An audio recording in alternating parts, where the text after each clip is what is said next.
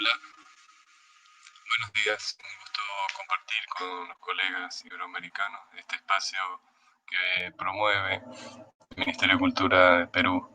Eh, es un placer para mí poder enfrentar este tiempo de aislamiento con este contacto con ustedes. Bueno, a raíz de la convocatoria que me hizo Diana, me recordó unas reflexiones que vengo haciendo hace tiempo a partir de mi trabajo con el muralismo popular callejero, con una observación, ¿no?, como ciudadano de las lecturas y relecturas que constantemente se producen en nuestras ciudades, ¿no? Y el complejo trabajo de la memoria pública, de las memorias individuales y nuestro rol como mediadores de la distinta especialidad profesional que tenemos. Bueno, básicamente compartimos todos, ¿no?, este interés por la preservación de los testimonios materiales e inmateriales que tienen que ver con las identidades locales, con la autenticidad de esos testimonios, todos los que constituyen una gramática de la memoria. Esta mención y esta comparación permanente que hacemos de nuestras prácticas con las narrativas, ¿no?, con la gramática, como estamos mencionando, me recordó años atrás que empecé estas reflexiones a las propuestas que en su conocido libro Roland Barthes elaboró para referirse, ¿no?, a las condiciones específicas de la posibilidad de construir un lenguaje desde una forma blanca, desde un punto cero, un lenguaje que pudiera prescindir de lo que podríamos llamar hoy el color local, ¿no?, como también a veces un factor de intraducibilidad, ¿no?, de incomunicación con otras culturas. Lo que hace al propio lenguaje respecto de la oralidad, ¿no?, la literatura respecto del lenguaje, como estructura, es constituir un metalenguaje, ¿no? Y esta situación, comparada con el campo del patrimonio, eh, me hacía recordar la enorme cantidad de narrativas que nosotros tenemos y que iluminan y condicionan muchas veces nuestros desempeños, ¿no? Todas estas narrativas que se han ido estructurando en los últimos 70 años de trabajo de los organismos internacionales y de las instituciones en las que hoy formamos parte, ¿no? Eh, nos implican también un desafío de pensar esta cierta imposibilidad de resolver esta tensión permanente entre el patrimonio vivo, ¿no?, la memoria viva, la cultura en su estado de plenitud y desarrollo, con los testimonios que han caído en, en un campo ya de una materialidad fuera del tiempo, ¿no? Esta tensión irresuelta entre la palabra y la escritura en nuestro campo de trabajo también se da entre la acción, la participación y las diferentes formas de representación de las identidades culturales que están manifestando nuestros patrimonios culturales, ¿no?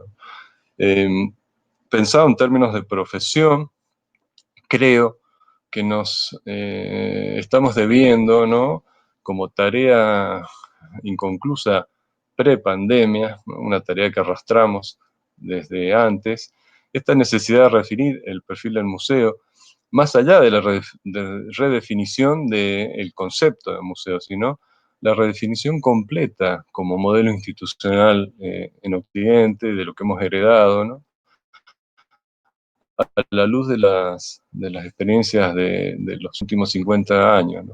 Y la paradoja es que cuando escribí este texto no estábamos en época de pandemia, y pensé la institución museo como una institución sanadora e integradora de las memorias sociales, ¿no?, en un contexto de espacio-tiempo específicamente latinoamericano, que es el que nos desafía. Eh, La segunda tarea importante es la identificación y reconversión de los arquetipos institucionales hegemónicos, en donde nosotros estamos inmersos y donde desarrollamos nuestras prácticas de conservación de bienes culturales y también de comunicación, ¿no? Y la tercera, que en parte es consecuencia de la anterior y es su salida, ¿no? Su resolución, es la implementación de eficaces formas de gestión participativa del patrimonio cultural en las ciudades y habilitar, ¿no? No solo ya para nosotros como especialistas, ni a los ciudadanos como receptores de nuestro trabajo, sino pensar que el patrimonio es un campo de ejercicio de nueva ciudadanía, una ciudadanía que incorpora las facetas artísticas y patrimonial, aquellas de la identidad y de la memoria que son las que han sido más explotadas, ¿no? Y, y que requieren también una redefinición desde otros campos y otras posibilidades de significaciones más amplias, ¿no? Enfrentados a este momento de la pandemia, nos preguntamos si la pandemia no establece de cierta medida el grado cero social, ¿no? Parece que todo termina acá y que todo empieza acá, que va a haber una nueva normalidad, de la cual tengo mis dudas, porque aún no hemos resuelto la vieja y antigua anormalidad en la que estábamos viviendo. También pensaba si la equidistancia como separación geométrica de puntos de vista, no planteaba una paralela equidistancia epistemológica en el marco de la distancia social, y si era posible esto, ¿no? Si era posible mantener los lugares como en una utopía de estabilidad que desafía la vivencia cotidiana de las crisis permanentes en las que vivimos en nuestros países, ¿no? Y frente a esta exacerbación de crisis y de modelos que estallan por el aire, ¿no? Y que se desvanecen, recordaba la posición del justo medio aristotélico, ¿no? Como aquella utopía civilizatoria occidental que permitiría de alguna manera los intercambios interculturales de un modo más amable, ¿no? Y pensando en la resolución positiva de la pandemia, no sé en qué plazos, me preguntaba cuándo será el retorno del abrazo participativo como praxis cultural, cuándo volverá el encuentro con los ciudadanos, cuándo el ágora estará abierta para todos, si será posible volver a una vida abierta y pluricultural en la plaza pública, y si tendremos como consecuencia de esta crisis la posibilidad de una nueva inmersión en el territorio de los bienes comunes. Así como estaba planteado por el pensador francés, la imposibilidad de un grado cero en la literatura que reniegue, ¿no?, de las subjetividades y de los condicionamientos sociohistóricos, la gestión patrimonial también tiene una imposibilidad de este grado cero, por lo cual debemos volver hacia atrás, hacia tres ejes que nos permitan entrar al siglo XXI con algunas ideas, fuerzas que sean superadores de aquel estado de cosas, ¿no? Una es la elaboración de consensos locales del estado del desarrollo de las ciencias que nos inspiran y que proveen el soporte material de nuestras acciones, ¿no? Estos consensos locales son un desafío a una cartografía del escenario local que debemos hacerla justamente con los integrantes de ese escenario, ¿no? Ello nos permitirá también, algo que en muchos casos y con mucha fuerza ya se da por motu propio, ¿no?, que es la emergencia de nuevos actores relacionados con los bienes culturales y los modelos de gestión de, por ejemplo, los objetos de veneración por distintas creencias, la preservación de los patrimonios públicos, de los espacios y ambientes naturales, y los desafíos del uso y goce social de esa herencia que tenemos, ¿no? Finalmente, exige también repensar desde una praxis social nuestra propia práctica profesional, ¿no?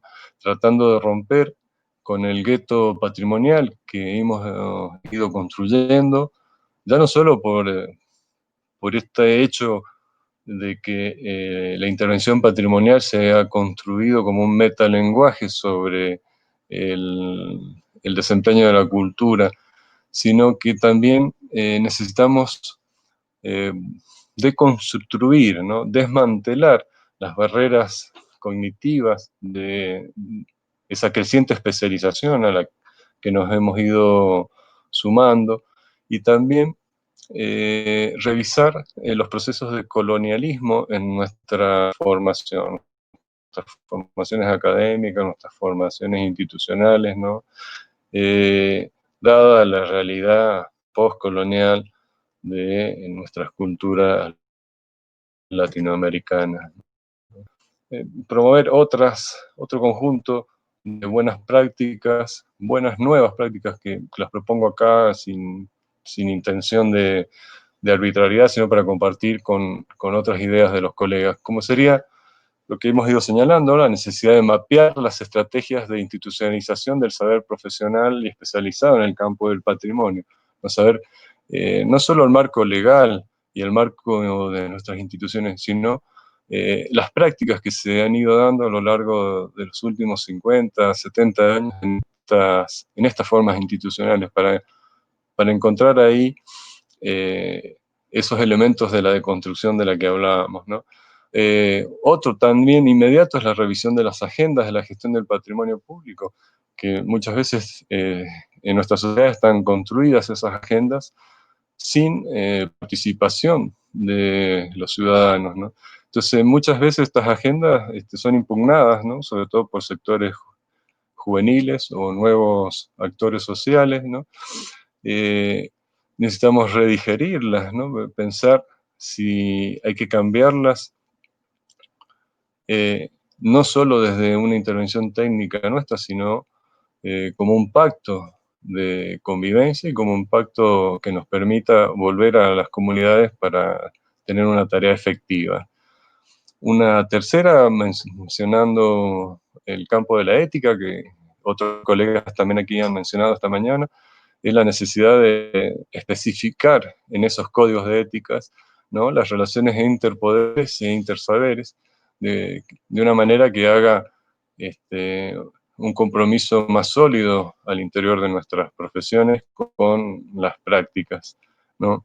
La cuarta nos exige salir de nuestro entorno, de nuestro gueto profesional, participando del paradigma de los bienes comunes, frente al creciente extractivismo de nuestros recursos naturales, de nuestros recursos urbanos ambientales, y también del sometimiento a la creación institucional que la mala gestión política de diversa ideología produce en distintos países de la región, con la decepción que provocan los ciudadanos y el alejamiento de las prácticas políticas como una posibilidad de cambio social validados, ¿no? Y una que ya también es antigua, pero que en muchas instituciones no logra fijarse, es este desplazamiento de la atención sobre los objetos, ¿no? Desplazado hacia el contexto territorial y a la ciudadanía como objeto de nuestro trabajo, ¿no? Eso permitiría que el patrimonio sea tomado como un campo de ejercicio de ciudadanía para nuestros habitantes, ¿no? Eh, Roland Barthes decía que, por ejemplo, que la visión de las fotografías públicas era siempre, en el fondo, una lectura privada, ¿no? Y me recuerda mucho esto a lo que eh, se decía en nuestro campo profesional de la museología, ¿no? La construcción de ese museo imaginario, de ese teatro de la imaginación que nosotros vamos conformando con con la herencia cultural y con las nuevas experiencias en nuestros espacios, a lo cual se ha agregado la dimensión de la semiósfera digital, lo cual se ofrece como un doble juego de ida y vuelta entre lo real y lo imaginario, entre la percepción de lo real y la representación en espacios concretos, ¿no?